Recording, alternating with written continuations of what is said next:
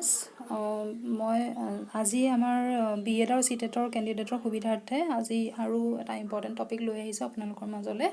সেইটো হৈছে inductive method আৰু ডিডাক্টিভ মেথড। ইয়াৰ ৰিলেটেড কুৱেশ্যন আমাৰ যিকোনো এক্সামত বহুত আহি থাকে,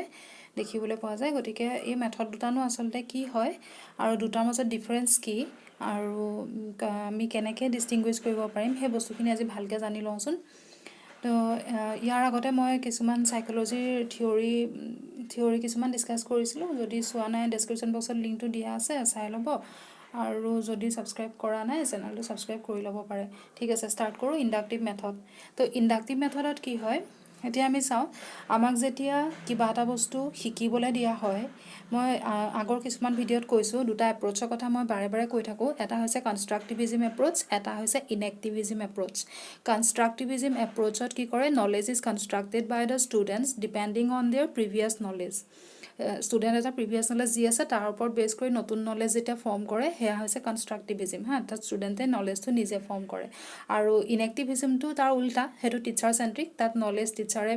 দিয়ে আৰু চব কাম টিচাৰে কৰে। সেইটো ট্ৰেডিশ্যনেল মেথড আছিলে। ঠিক আছে, এতিয়া ইণ্ডাক্টিভ মেথডত কি হয়, ইণ্ডাক্টিভ মেথডটো মানে ইণ্ডাক্টিভ মেথডে কনষ্ট্ৰাক্টিভিজিম এপ্ৰ'চটো ফ'ল' কৰে বুলি আমি ক'ব পাৰোঁ। তাৰমানে আমি জনা কিছুমান বস্তুৰ ওপৰত বেছ কৰি নজনা কিবা এটা ডিৰাইভ কৰিবলৈ চাওঁ ইয়াত। মানে কেনেকুৱা, এতিয়া ছাপ'জ মই কিছুমান ডেইলি লাইফৰ এক্সাম্পল কিছুমান দিব চেষ্টা কৰিম। এতিয়া ছাপ'জ আমাৰ গ'ল্ড পিচ এটা যদি আমাক দিয়ে, এটা সোণৰ টুকুৰা আমাক দিছে, তাক যদি আমি গলাবলৈ ট্ৰাই কৰোঁ, গলাবলৈ দিয়া হয়, তেতিয়া সি গলি যাবনে বাৰু? হিট দিলে সি গলি যাবনে? ডেফিনেটলি যাব, কাৰণ সি যদি গলি নাযায়, তেতিয়াহ'লে আমি যে সোণৰ বস্তুবিলাক বনাই থাকোঁ, সেইবিলাক বনাবই নোৱাৰিলোহেঁতেন, শ্বেপ দিব নোৱাৰিলোহেঁতেন, হয়নে? তাক গলাই দিলে, মানে হিট দিলে গ'ল্ডবিলাক মেল্ট হৈ যায়, গলি যায়, হ'ল। তেনেকৈ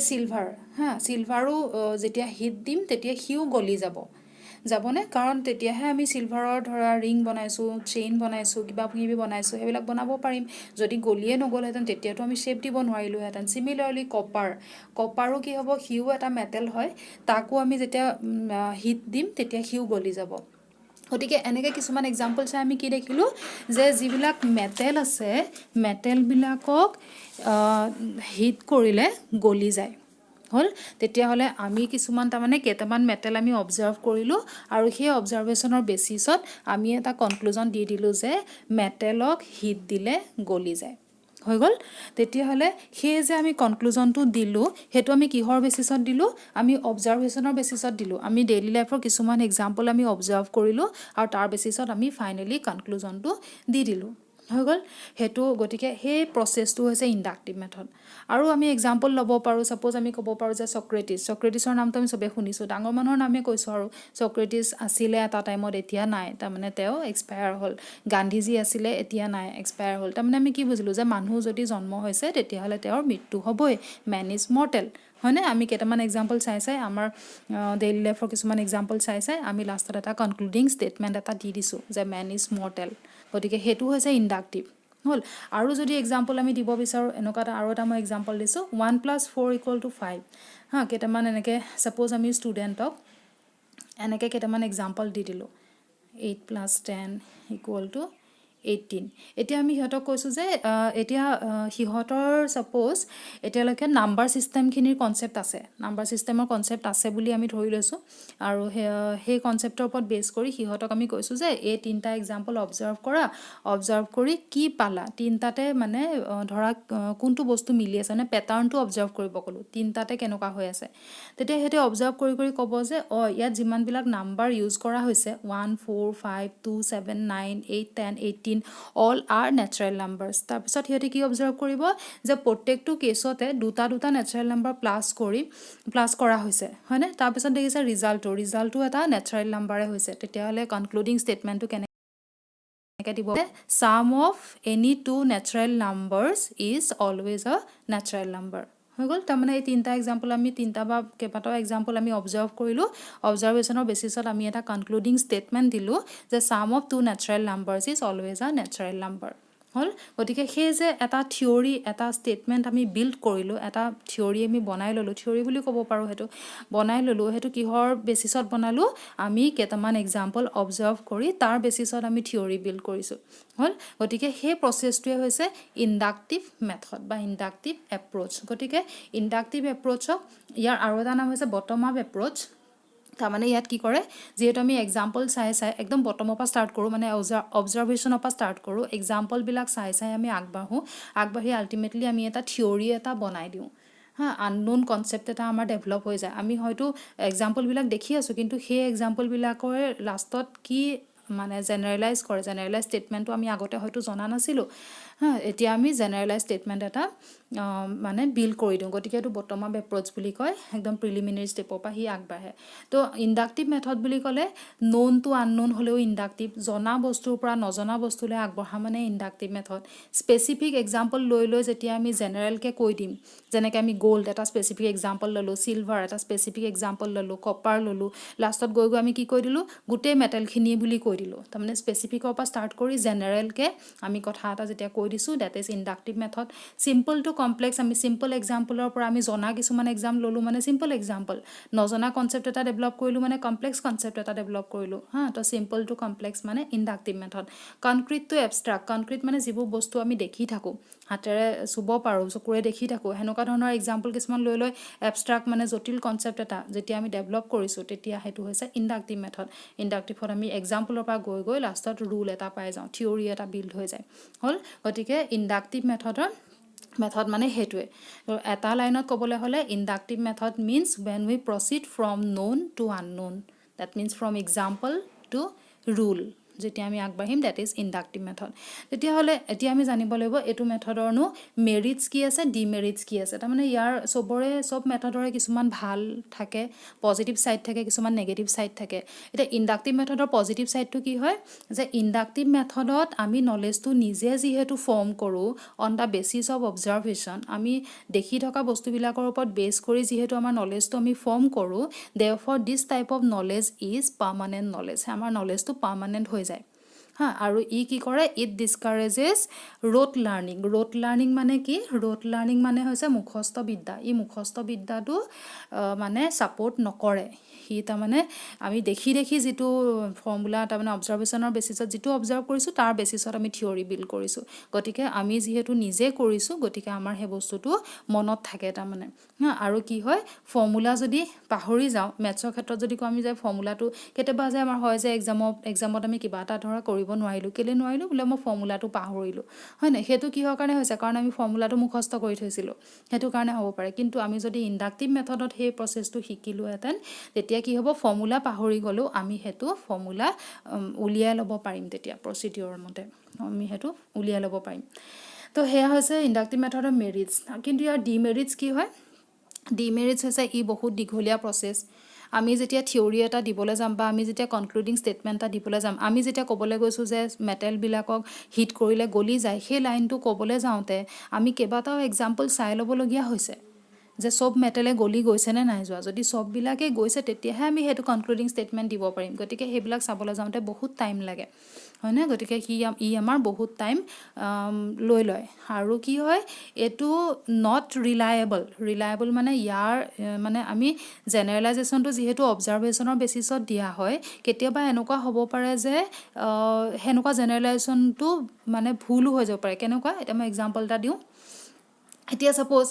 ষ্টুডেণ্টক আমি এনেকৈকেইটা এক্সাম্পল দিলোঁ যে 3 ইজ প্ৰাইম নাম্বাৰ আমি চবে জানো ন মৌলিক সংখ্যা 3 is prime number and it is odd number কৈ দিলোঁ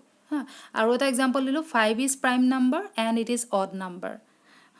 মানে 5টো মৌলিকো হয় আৰু লগতে সি অযুগ্মও হয় similarly 11 is prime number and odd number এইকেইটা যদি এক্সাম্পল দি পেলাই সিহঁতক কওঁ যে তোমালোকে অবজাৰ্ভ কৰা কি পাইছা তেতিয়া সিহঁতে কি বুলি ক'ব তো সিহঁতি ক'ব যে যিমানকেইটা প্ৰাইম নাম্বাৰ লিখিছে চবেই অড নাম্বাৰ তাৰমানে all prime numbers R odd numbers সিহঁতি কৈ দিব জেনেৰেলাইজ ষ্টেটমেণ্টটো দিলে all prime numbers R odd numbers কিন্তু হয়নে all prime numbers R odd numbers হয়নে নহয় because 2 is a prime number which is not odd number হ'লনে গতিকে আমি যদি অবজাৰ্ভেশ্যনটোত আমি যিকেইটা দিলোঁ সেইটো হিচাপত সিহঁতি ঠিকেই কনক্লুজন দিছে কিন্তু সেইটো এটা ট্ৰু ষ্টেটমেণ্ট নহয় কাৰণ আমাৰ ইভেন প্ৰাইম এটাও আছে বুজি পালেনে সেইকাৰণে আমাৰ অবজাৰভেশ্যনৰ বেচিছত আমি কোৱা কথাবিলাক সদায় তাৰমানে জেনেৰেলাইজ কৰিব নোৱাৰিবও পাৰোঁ হৈ গ'ল নেক্সট আমাৰ আহি গৈছে ডিডাক্টিভ মেথড এতিয়া ডিডাক্টিভ মেথডটো ইণ্ডাক্টিভ মেথডৰ কমপ্লিট উল্টা হয় ইয়াত কি হ'ব আননোনৰ পৰা ন'নলৈ আগবাঢ়ে আননোন টু ন'ন মানে কি আমি ধৰা ফৰ্মুলাৰ পৰা আমি মানে আনচাৰটো কৰিম আমাক ডাইৰেক্ট এটা ৰেডিমেড ফৰ্মুলা দি দিব ছাপ'জ চিম্পল ইণ্টাৰেষ্ট এতিয়া আমাক যদি চিম্পল ইণ্টাৰেষ্ট উলিয়াব দিয়ে আমি ফৰ্মুলাটো জানো যে PRT/100 হয়নে তো আমাক যেতিয়া চিম্পল ইণ্টাৰেষ্ট উলিয়াব দিব আমি ডাইৰেক্ট কুৱেশ্যনটোত কি বিচাৰোঁ পিৰ ভেলু কিমান আছে আৰৰ ভেলু কিমান আছে টিৰ ভেলু কিমান আছে সেইকেইটা আনি ইয়াত পুট কৰি দিওঁ ডিভাইডেড বাই 100 কৰোঁ চিম্পল ইণ্টাৰেষ্টটো উলিয়াই দিওঁ হৈ গ'ল গতিকে এই ফৰ্মুলাটো ক'ৰ পৰা আহিছে আমিতো নাজানো এইটো আননোন ফৰ্মুলা এটা হয় নাই গতিকে আননোন টু ন'ন যেতিয়া আমি প্ৰচিড কৰিম ডেট ইজ ডিডাক্টিভ মেথড হৈছে তো ডিডাক্টিভ মেথডত সেইকাৰণে ইণ্ডাক্টিভত যিকেইটা ক'লোঁ ডিডাক্টিভত তাৰ উল্টা তো ইয়াৰ আৰু এটা নাম হৈছে top down approach top down কাৰণ ইয়াত টপত কি হৈছে টপ ডাউন এপ্ৰ'চ বুলি কেলৈ কয় কাৰণ ইয়াত এটা পাৰ্টিকুলাৰ ফৰ্মুলা আমাৰ থাকেই অলৰেডি থিয়ৰিটো অলৰেডি বনোৱা থাকে সেই থিয়ৰিটো আমি এপ্লাই কৰোঁ গম পাইছা সেইটো সেইকাৰণে টপ ডাউন বুলি কয় আমি থিয়ৰি এটা থাকেই আমাৰ সেই থিয়ৰিটো আমি এপ্লাই কৰোঁ জাষ্ট গতিকে এইটো কি হয় এইটো আননোন টু ন'ন হয় জেনেৰেল টু স্পেচিফিক হয় জেনেৰেল ফৰ্মুলাটোতো বনাই থোৱা থাকে তাৰপৰা আমি স্পেচিফিক প্ৰব্লেমবিলাকত ইউজ কৰোঁ কমপ্লেক্স টু চিম্পল হয় এইটো হয়নে এবষ্ট্ৰাক্ট টু কনক্ৰিট হয় ৰুল টু এক্সাম্পল হয় তাৰমানে ইণ্ডাক্টিভৰ কমপ্লিট অপজিট হৈছে ডিডাক্টিভ হৈ গৈছে গতিকে সেইকাৰণে ইয়াৰ গোটেইকেইটা বস্তু উল্টা হৈছে ইণ্ডাক্টিভত যেনেকৈ আছিলে ইয়াত আমি উল্টাকৈ পাইছোঁ তেতিয়াহ'লে ইয়াৰো কিছুমান মেৰিটছ এণ্ড ডিমেৰিটছ থাকিব ডেফিনেটলি থাকিব তো ডিমেৰিটছ ইয়াৰ মেৰিটছ কি হ'ব ডিডাক্টিভ মেথডত যে ডিডাক্টিভ মেথডত টাইম কম লাগে আমাক যদি চিম্পল ইণ্টাৰেষ্ট উলিয়াব দিয়ে চিম্পল ইণ্টাৰেষ্টৰ কাৰণে আমি ডাইৰেক্ট PRT ভেলু উলিয়াই ল'লোঁ উলিয়াই আনি ইয়াত পুট কৰি দিলোঁ পুট কৰি আমি আনচাৰ উলিয়াই ল'লোঁ টাইম কম লাগিলে ইণ্ডাক্টিভততো আমি অবজাৰভেশ্যন কৰি ফৰ্মুলা উলিওৱালৈকে বহুত টাইম লাগে হয়নে কিন্তু ডিডাক্টিভত টাইম বহুত কম লাগে আৰু ইট ইজ ৰিলায়েবল এইটো ৰিলায়েবল কিয় হয় ইয়াৰ ওপৰত আমি ভৰসা কৰিব পাৰোঁ কিয় পাৰোঁ কাৰণ এইটো যিটো ফৰ্মুলা উলিয়াই থৈছে সেইটোতো এটা মানে সেইটোতো প্ৰুফ কৰি পেলাই উলিয়াই থৈছে ন আগৰ পৰাই গতিকে এই ফৰ্মুলাটোৰ ওপৰত আমি ডিপেণ্ড কৰিব পাৰোঁ এই ফৰ্মুলাটো এটা কাৰেক্ট ফৰ্মুলা গতিকে ইয়াত পুট কৰিলে আমাৰ ৰিজাল্টটো কেতিয়াও ভুল ওলাব নোৱাৰে ন এইটো ৰিলায়েবল বুলি কয় সেইকাৰণে ডিডাক্টিভ মেথডটো তাৰপিছত কি হয় আৰু ইয়াত আমাৰ জেনেৰেলাইজেশ্যন আগতে কৰাই থোৱা থাকে সেইটো বেচিছত আমি জাষ্ট আনচাৰটো উলিয়াই দিওঁ হয়নে তাৰপিছত ডিডাক্টিভ মেথডৰ ডিমেৰিটছ কি হ'ব যে কেনেবাকৈ যদি আমি ফৰ্মুলা পাহৰি গ'লোঁ তেতিয়াহ'লে আমি আনচাৰটো কৰিব নোৱাৰোঁ তাৰমানে ডিডাক্টিভ মেথডে যিহেতু ৰোট মেমৰি বা ক্ৰেমিং বা মুখস্থ বিদ্যাৰ ওপৰত গুৰুত্ব দিয়ে সেইকাৰণে আমাৰ যদি যাৰ মুখস্থ বিদ্যাটো ভাল তাৰ কাৰণে ভাল হ'ব ডিডাক্টিভ মেথডত কৰিলে যাৰ ভাল নহয় বোলে ফৰ্মুলাত কিবা এটা পাহৰি গ'ল তেতিয়াহ'লে তাৰ আনচাৰটো ভুল হৈ যাব হয় নাই সেইকাৰণে সেইটো তাৰ এটা ড্ৰবেক আৰু ফৰ্মুলা যদি আমি ছাপ'জ চিম্পল ইণ্টাৰেষ্টৰে বোলে ফৰ্মুলাটো পাহৰি থাকিলোঁ তেতিয়াহ'লে এক্সামত আমিতো প্ৰচিডিঅ'ৰটোৱে নাজানো কেনেকৈ উলিয়াইছিলে গতিকে আমি সেইটো আৰু উলিয়াই লোৱা সম্ভৱ নহয় গতিকে ফৰ্মুলা যদি আমি এবাৰ পাহৰি গ'লোঁ তেতিয়াহ'লে সেইটো আৰু আমি ৰিফৰ্মুলেট কৰিব নোৱাৰিম হৈ গ'ল তাৰপিছত গতিকে এতিয়া আমি কোনটো মেথডত পঢ়ালে ভাল হয় আচলতে ইণ্ডাক্টিভ মেথডটো বেছি প্ৰিফাৰ কৰা হয় কাৰণ সেইটো আমাক কনষ্ট্ৰাক্টিভিজিম এপ্ৰ'চ ফ'ল' কৰে তাক মানে ষ্টুডেণ্টে বা চিলড্ৰেনে অবজাৰভেশ্যন কৰি তাৰপৰা ৰিজাল্টটো বিল্ড কৰে থিয়ৰিটো বনায় কিন্তু কি হয় সেইটোতো বহুত টাইম কনজিউমিং আৰু আমি যদি ৰিয়েল লাইফত ইউজ কৰিবলৈ যাওঁ আমাৰ ক্লাছৰুম চিটুৱেশ্যনত যদি ইউজ কৰিবলৈ যাওঁ তেতিয়া কি হয় চব টপিক এনেকুৱা ধৰণৰ মানে আমাৰ যিমান টপিক আছে নহয় চব টপিকে আমি ইণ্ডাক্টিভতে পঢ়াম বুলি ক'লেও পঢ়াব নোৱাৰোঁ বা গোটেইবিলাক টপিক আমি ডিডাক্টিভত পঢ়াম বুলি ক'লেও পঢ়াব নোৱাৰোঁ গতিকে বেষ্টটোৱে হৈছে আমি যদি দুইটা মিক্স কৰি পঢ়াওঁ কিছুমান ইণ্ডাক্টিভত পঢ়াইছোঁ কিছুমান ডিডাক্টিভত পঢ়াইছোঁ তেতিয়া আমাৰ কাৰণে সেইটো বেষ্ট হয় গম পাইছা গতিকে এতিয়া হয়তো বুজি পালা ক্লাছটো যদি ভাল লাগিছে লাইক কৰিবা শ্বেয়াৰ কৰিবা ছাবস্ক্ৰাইব কৰিবা তো নেক্সট আমি তেনেকৈ আৰু দুটামান মেথড আছে আমাৰ বহুত ইম্পৰ্টেণ্ট CTETৰ কাৰণে হওক BEdৰ কাৰণে হওক DLEdৰ কাৰণে হওক চবৰে কাৰণে ইম্পৰ্টেণ্ট সেনেকুৱা টপিক কিছুমান মই আনিম ইয়াৰ নেক্সট মেথড কিছুমান প্ৰজেক্ট মেথড আছে প্ৰব্লেম চলভিং মেথড আছে হিউৰিষ্টিক মেথড আছে সেই মেথডবিলাকনো কি হয় সিহঁতৰ মেৰিটছ ডিমেৰিটছ কি হয় ডেইলি লাইফত বা আমি ক্লাছৰুম চিটুৱেশ্যনতনো কেনেকৈ ইউজ কৰিব পাৰোঁ সেইবিলাক বস্তু আমি নেক্সট ভিডিঅ'বিলাকত এটা এটাকৈ ডিছকাছ কৰি যাম ঠিক আছে তো থেংক ইউ